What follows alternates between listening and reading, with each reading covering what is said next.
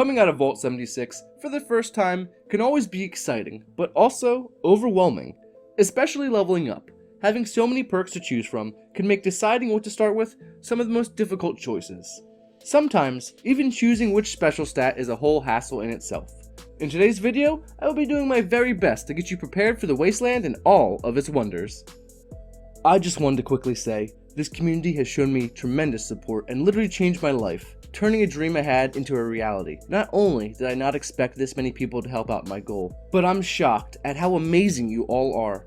Liking, commenting, and of course subscribing, you all mean the world to me, and I will do my very best to bring you entertaining content with information that is quick, clear, and most importantly, accurate. And I just wanted to take the time to say thank you.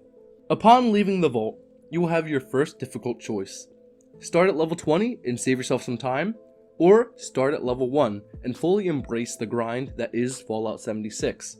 The major benefit of starting at level 20 is the obvious fact of, well, starting at level 20, saving yourself 20 levels of grinding. The only downside being that you will not be able to choose each perk card or special stat for those 20 levels, and they will instead be predetermined depending on which loadout you choose. Ultimately, your choice will be pointless, because either way, you will be able to redistribute special points at level 25 at any punch card machine. The machine itself will become craftable at level 25 and is free of cost. They can also be located at any train station, Nuka World on Tour, White Springs, or the Rusty Pick, and most likely a few other places. Every time that you level up until level 50, you will get an additional special stat. Each stat will increase a different aspect of your character. Strength will increase the damage you do with melee weapons, while increasing your carrying capacity by 5 per strength point. Perception will increase your ability to detect stealth movement. In other words, enemies will appear on your compass at a higher range. Gaining additional perception will also increase your accuracy in VATS. Each point in endurance will give you 5 more total health. Additionally, it will reduce the AP cost of sprinting by 5% each stat point, maxing out at 15 for a total of 75%, and also increase your disease resistance. For every 3 charisma points that you have, you can share 1 rank of a single perk card. To share a perk card, simply enter your current loadout and highlight the perk card you wish to share. Then press Y or triangle on consoles and press the T key for PC users. For example, at 9 charisma, you can share a rank 3 card, and at 15 charisma, you can share a rank 5 card. Charisma will also give you better buying and selling prices with NPC vendors. I'm not going to spend too much time breaking down the math for each level, but to put it shortly, if you are selling items to an NPC, you need 20 charisma for the maximum bonus. If you are buying items, you need to reach 25 points to max out. I know that 25 charisma sounds unobtainable, but good news! The perk card Hard Bargain will increase your charisma points, in bartering at least, by 3 levels per rank.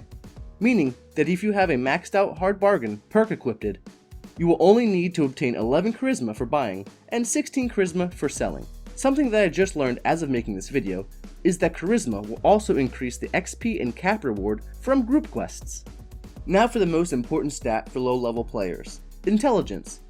Intelligence points will increase the amount of scrap you obtain from scrapping items, the item condition and durability of the items you create, and it will make it easier to hack terminals also, decreasing the amount of incorrect options while hacking a terminal.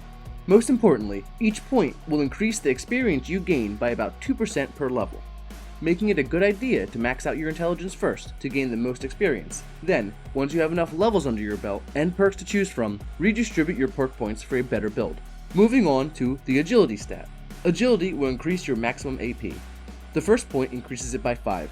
Every point after that will increase it by 10 more.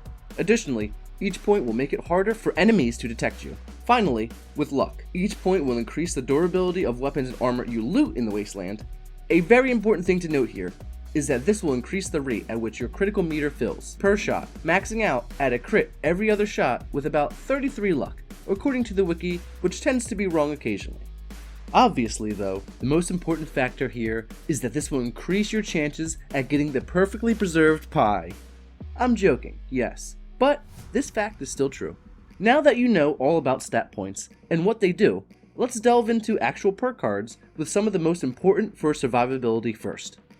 Very good general survivability perks would be Mysterious Savior, not to be mistaken for Mysterious Stranger, Serendipity, Dodgy, Field Surgeon, Life Giver, Lone Wanderer for any solo players, and Born Survivor. A quick note for Born Survivor. It will be wasting many of your stim packs, but it may be worth it to you if you prioritize survival. Not all of these perks may be of use to you, especially Serendipity. If you are a full health build, there is little initial benefit, but it may be more beneficial to your build when you have extra room for more cards. More damage specific, but still recommended perks are Fireproof, especially for any crematory users, and Blocker, for any players using melee, as it is a necessity in most cases. A common misunderstanding about armor is that thinking damage resistance is the most important thing to focus on. In reality, the two aspects of damage resistance and damage reduction should be used together. Let me explain more. Even with the highest damage reduction in the game, you will still be taking some form of damage. Even if it is 1 damage per shot, if an enemy shoots enough bullets, you will definitely be going down. Especially for us bloody build users. For any player with about 20 shots worth of health, or anyone who doesn't even like to see their health get close to low, a mixture of damage resistance through armor and also damage reduction perks like Serendipity with a 45% chance to avoid 100% of damage at low health, or Dodgy with a 100% chance to avoid a percent of damage at the cost of action points. I personally use a mixture of Serendipity, Dodgy, Nerd Rage, Field Surgeon, Fireproof, Life Giver, and a level 1 Mysterious Savior. A rank 1 of any perk will at least give you the benefit of it, but only a rank 1 here because Mysterious Savior tends to be not the most reliable. So worth mentioning here, but not the most useful for damage reduction, are Ironclad, Barbarian, Evasive, Junk Shield, and my personal favorite, Nerd Rage. A player does not equip Nerd Rage solely for damage reduction bonus, but for the massive increase in damage, which takes us perfectly to our next topic. General damage perk cards. Nerd Rage in particular is a staple in any bloodied player's build.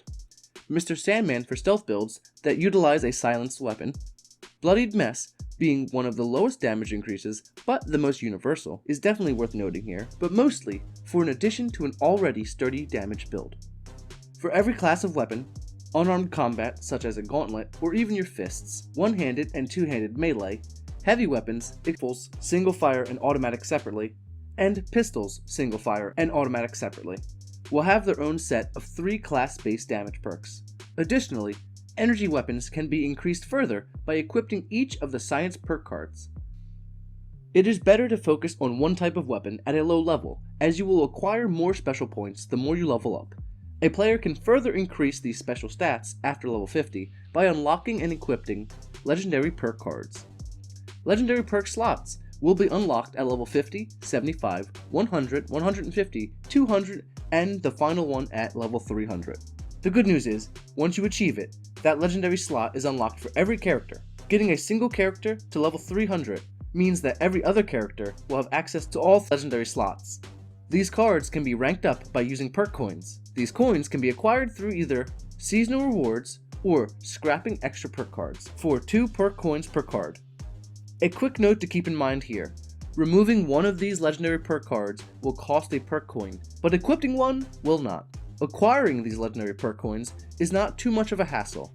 Every 5 levels you will be given a perk pack, which will award you with 4 additional perk cards. These usually are not going to be something that you're going to need, so scrapping them will be an easy choice. Additionally, each time you level, you'll be granted a choice of 1 perk card.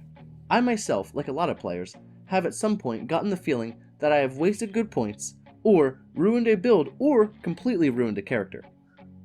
There's absolutely no need to worry, as the more you level up, the easier it will be to correct these mistakes. How to mix all of these perks together is completely up to you as a player, completely dependent on your particular playstyle. If it is high risk, high damage, or a full health juggernaut who eats through enemies just as fast as they eat through ammunition.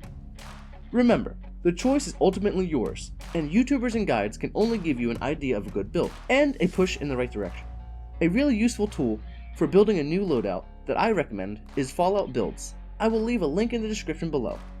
This will give you an idea of what perks will be available at which levels, how many points will be available to you each level, while also giving you total health, AP, and even your carry weight calculated. I can never thank you all enough for the support. I really hope this guide helps you guys out. Stay tuned for some custom build requests that I am currently creating. As always, thank you so much for watching.